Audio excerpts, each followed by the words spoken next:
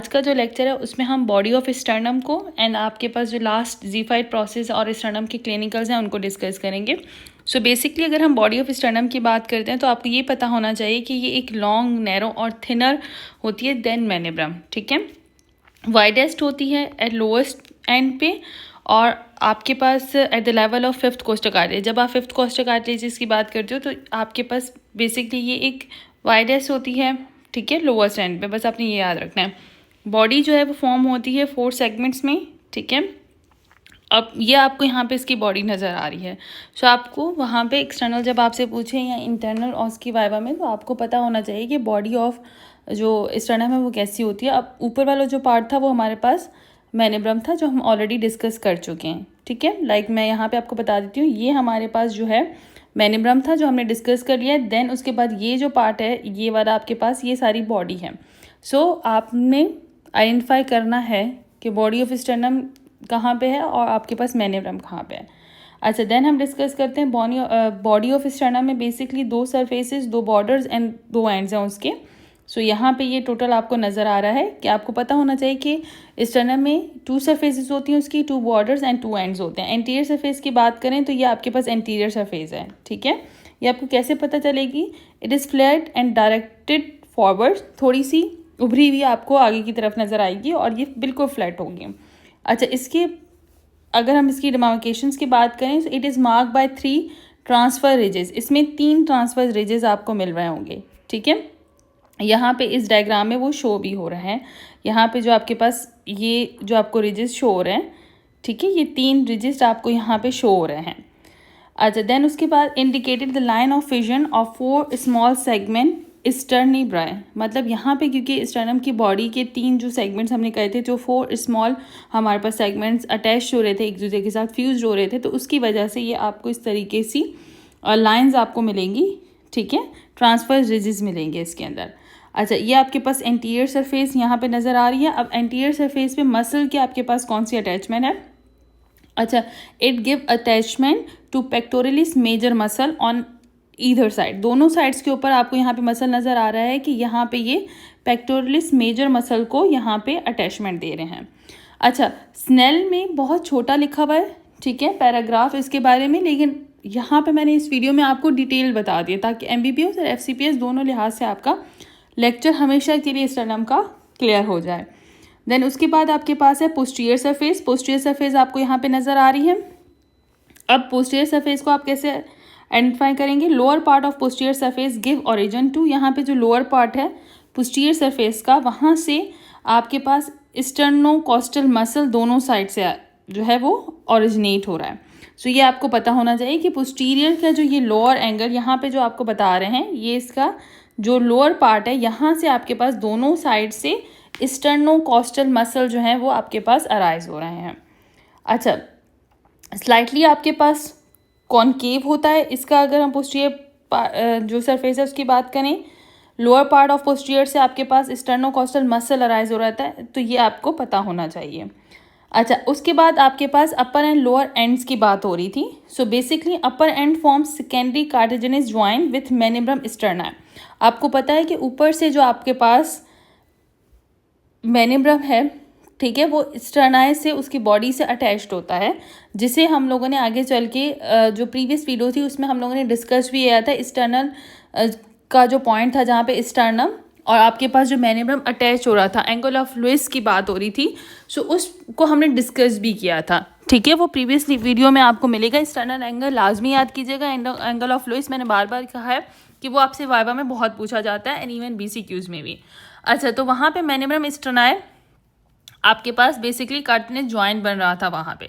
Lower and इसका बिल्कुल narrow होता है, ठीक है, और ये प्राइमरी कार्टिलेजिनस ज्वाइंट बनाता है जिफी स्टर्नम के साथ। सो ऊपर से हमारे पास जो बॉडी है ना, उसका जो अपर एंड है वो अटैच हो रहा था मेनिब्रम से, और जो लोअर वाला एंड है वो आपके पास ज़ीफाइड जो प्रोसेस था उसके साथ अटैच हो रहा था। तो यहाँ पे 2 ज्वाइंट बने, ये आपको पता होने चाहिए।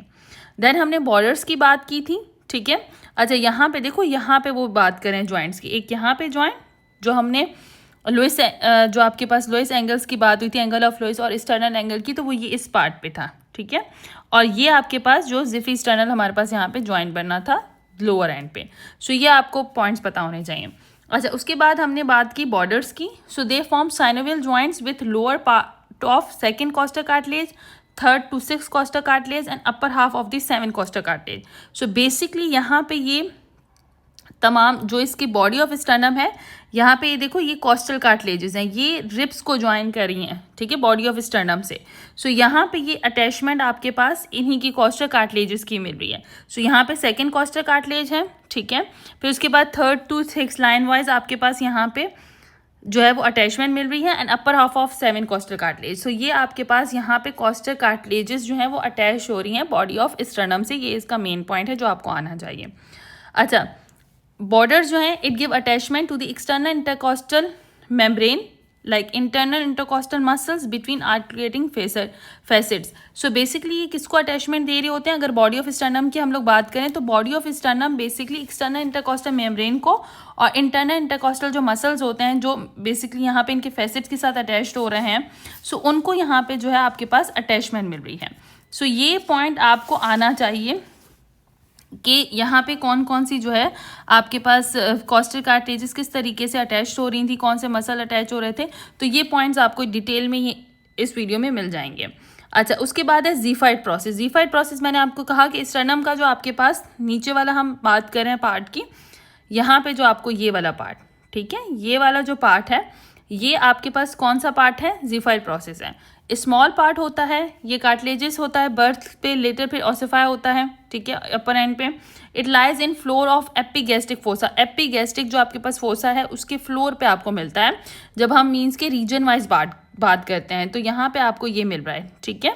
सो ये पॉइंट आपको पता होना चाहिए. अच्छा, अब अगर हम इसकी बात करते हैं तो यहाँ पे कौन कौन से बेसिकली मसल्स की बात हो रही है. सो आपको क्या क्या पॉइंट आपको यहाँ पे पता होने चाहिए. So provide insertion to medial fibres of rectus abdominal muscle. Rectus abdominal muscles इसकी एंटीरियर सरफेस पे बेसिकली रेक्टस जो एब्डोमिनल मसल है उसको बेसिकली इंसर्शन मिलती है. सो यहाँ पे आपको इस डायग्राम पे भी नजर आ रहा है. Then aponeurosis of external oblique muscles and internal oblique muscles, ठीक है. सो यहाँ पे आपको इन मसल्स के बारे में बता रहा है कि ये सारे एपिनोसिस हैं, ठीक है. एपिनोसिस एंड देन ओरिजिन, ये आपके पास क्या बता रहे हैं कि medial fibre rectus abdominal muscles के वो यहाँ पे इंसर्ट होते हैं और आपके पास एक्सटर्नल ऑब्लिक मसल और इंटरनल ऑब्लिक मसल्स की जो एपिनोसिस है वो भी यहीं पे आपको मिलेगी, यहीं पे होती है. सो ये आपके पास जब एब्डोमिनल के मसल डिस्कस होंगे तो उसमें ये पॉइंट डिस्कस हो जाएगा, ठीक है. अच्छा, और जो इसकी पोस्टीरियर सरफेस है वहाँ से हमारे पास डायफ्राम ओरिजिनेट होता है. ये हमने जो मसल्स किए हैं थॉरेक्स के वहाँ पे भी डिस्कस हुआ है. डायफ्राम की जब ओरिजिन होती है सो वहाँ पे हमने डिफरेंट उसको डिस्कस किया था. तो वहाँ पे ज़ीफाइड प्रोसेस से भी आपके पास जो डायफ्राम है उसकी ओरिजिनेशन मतलब जो ओरिजिन हो रहा था, या आप समझ लें कि वो मसल जो ओरिजिनेट हो रहा था वो कहाँ से हो रहा था? ज़ीफाइड प्रोसेस से. तो ये याद रखना है कि ज़ीफाइड प्रोसेस से, लोअर से कॉस्टल कार्टिलेजेस से, और जो स्टार्टिंग की 3 लंबर वर्टिब्राए होती हैं, ठीक है, फर्स्ट 3 जो लंबर वर्टिब्राए होती हैं तो वहाँ से भी ओरिजिनेट हो रहा था. तो उसकी 3 ओरिजिन के पॉइंट थे. सो उनमें से एक जो है वो ज़ीफाइड प्रोसेस था. तो ये बहुत इंपॉर्टेंट बात है जो आपको पता होनी चाहिए. लेटरल बॉर्डर की बात करें तो लेटरल बॉर्डर इसके किसको अटैचमेंट देते हैं? Provide attachment to aponeurosis of internal oblique and transverse abdominal muscle. And lower end जो होता है वो अटैचमेंट देता है लीनिया एल्बा को, ठीक है. जो इसका लोअर अगर हम बात करें, देखो पहले तो इंटरनल ऑब्लिक मसल्स को और ट्रांसवर्स एब्डोमिनल मसल्स को दे रहा है, ठीक है. देन उसके बाद आपके पास लीनिया एल्बा यहाँ पे भी शो हो रही है, तो ये लीनिया एल्बा की भी यहाँ पे बात करें तो ये अटैचमेंट्स आपको पता होनी चाहिए. सो ये सब जो है वो आपके पास मेन डिस्कशन थी ज़ीफाइड प्रोसेस से रिलेटेड. देन क्लिनिकल सिग्निफिकेंस की बात करें तो बोन मैरो जो है, अगर हम कलेक्टिवली स्टर्नम की बात करते हैं तो bone marrow is taken from the upper part of manubrium by manubrium sterni puncture. So आपके पास जब भी आप बोन मैरो की बात कर रहे होते हो, जब भी स्टर्नम की बात हो रही होती है तो बोन मैरो कहाँ से ली जाती है? जो मेनिब्रम का अपर पार्ट है वहाँ से ली जाती है, ठीक है. सो ये पॉइंट आपको पता होना चाहिए. कार्डियक सर्जरी के अंदर the sternum is splitted in mid line during bypass surgery. So bypass surgery में बेसिकली जो आपके पास स्टर्नम होता है इसको स्प्लिट किया जाता है, ठीक है, जब भी आप बाईपास सर्जरी कर रहे होते हैं.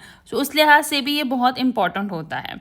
अच्छा, उसके अलावा अगर हम क्लिनिकली बात करें तो ये फनल चेस्ट जो होती है या पेक्टस एक्सक्वेटम जो होता है स्टर्नम डिप्रेस स्टेट में आपको मिलता है। ये डिफरेंट डिजीज़ के अंदर आपके पास फनल शेप हो जाता है, ठीक है, पिजन लाइक आपके पास शेप हो जाती हैं। सो ये सारी स्टर्नम के पॉइंट्स आपको पता होने चाहिए कि किस तरीके से आप जो है वो स्टर्नम को डिस्कस करेंगे। अच्छा, उसके बाद है एक्टोपिया कॉर्डिस। ये क्या है?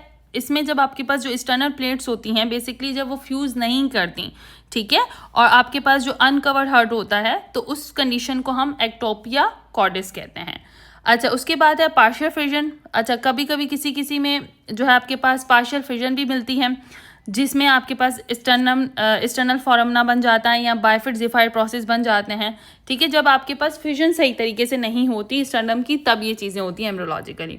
अच्छा, उसके बाद बस आपको ये पता होना चाहिए कि आप कहाँ से लेते हो। तो basically bone marrow taken which part of the sternum for manubrium sternal puncture. So जाहिर सी बात है आप अपर पार्ट से उसके ले रहे होते हो, ठीक है। और यहाँ पे आपके पास सरफेसिस को मसल्स को जो है आपने डिस्कस करना। तो ये हमारी कल ही बात हुई थी। यहाँ पे आप देख लो, मैं आपको बेनिब्रम के मसल जो हैं वो दिखा दूँ। ये देखें,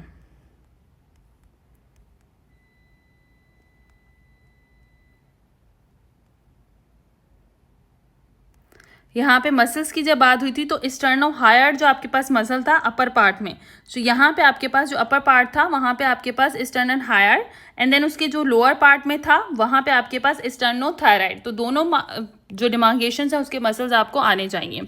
सो यहाँ पे ये सारी डिस्कशन इससे रिलेटेड हो गई। स्टर्नल एंगल जो है वो आपके पास बहुत इंपॉर्टेंट है, वो लाजमी आपने करना है।